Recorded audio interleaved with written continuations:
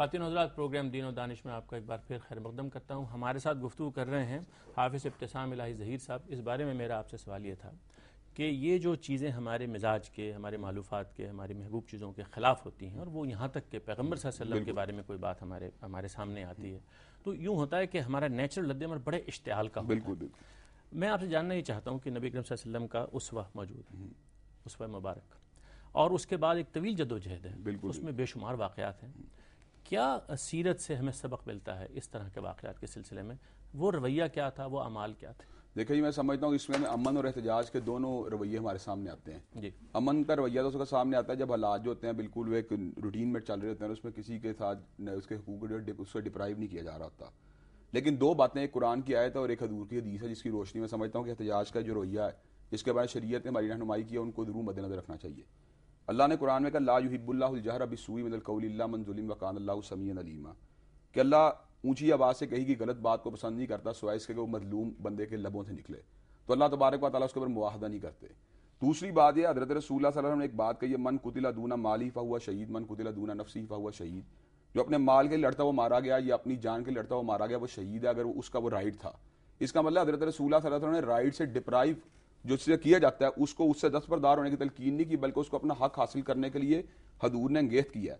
میں یہ سمجھتا ہوں اگر ہم رائٹس دوسروں کو دینا شروع کر دیں اور ان سے دستبردار ہو جائیں اور وہ رویہ اپنائیں جس میں صرف ایثار و قربانی نظر آئے، تو معاشرے میں وہ والی بات ہمیشہ کے لیے ختم ہو جائے گی. وَلَكُمْ فِي الْقِصَاصِ حیات، ایک قصاص اور بدلے میں جو زندگی والا معاملہ ہے، میں سمجھتا ہوں اس کے جو قانونی تقاضے ہیں وہ انتہائی معدوم ہو جائیں گے معاشرے کے صاحب اندر. اجازت دیں تو میں رفا انٹرنیشنل یونیورسٹی کے وائس چانسلر ہیں ڈاکٹر انیس صاحب، ان کو خوش آمدید کہتا ہوں. تو یہ قانون کو جو ہاتھ میں لینا ہے، آپ سمجھتے ہیں جیسے کہ حافظ صاحب فرما رہے ہیں کہ اس کی قرآن اور حدیث کی انہوں نے وہ دلائل بیان کی، ایک روایت سے احتجاج کی ہے، میں نے قانون ہاتھ میں لینے کی بات نہیں کی، احتجاج کی، یعنی احتجاج سے ظاہر ہے کہ وہ صورتیں پیدا ہو جاتی ہیں جب قانون نافذ نہ ہو رہا ہو. تو قانون جب نافذ نہ ہو رہا ہو تو علماء کو کیا کرنا چاہیے؟ قرآن پاک نے احتجاج کا حق دیا ہے، جس کا مطلب یہ قطعا نہیں ہے کہ آپ ٹائر جلائیں، بسیں جلائیں، توڑ پھوڑ کریں. احتجاج کا مطلب یہ ہے کہ آپ اپنی قوت کا پورا استعمال کر کے ناموس کی حفاظت کریں، اس بات کا اہتمام کریں کہ اس ملک میں جس کی آبادی نے یہ طے کیا ہے متفقہ طور پہ، پارلیمنٹ نے، سینٹ نے یہ قانون بنایا ہے، اس کو برقرار رکھنے کے لیے اپنے رائے کا اظہار کریں. یہ قطع نہیں کہتا قانون، نہ اسلام کہتا ہے کہ آپ توڑ پھوڑ کریں. توڑ پھوڑ کی تو کوئی بات نہیں. بہت شکریہ ڈاکٹر انیس صاحب، آپ کی آمد سے اور آپ کی شرکت سے پروگرام کی ہماری رونق بڑھی.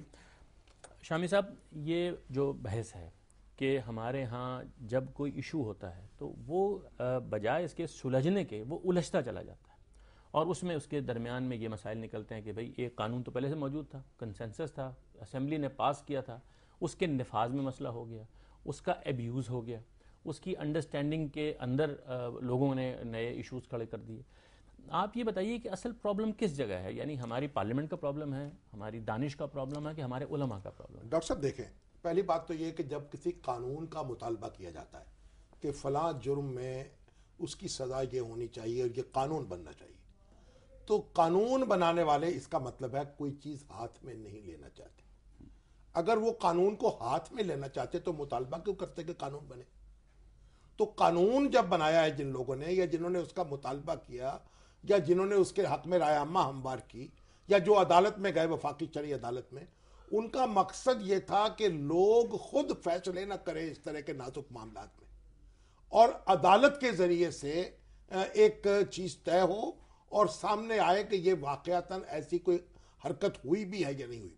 دیکھیے، یہ بڑا ایک نازک مسئلہ ہے توہین رسالت کا، خاص طور پر یہ رسول اللہ صلی اللہ علیہ وسلم جو ہیں ان کی ناموس پر قربان ہونا ہر مسلمان جو ہے وہ ایک اپنی ذمہ داری سمجھتا ہے، یعنی عقیدہ ہے اس کا. اب اس کے ایک بڑی مختلف چیز ہے.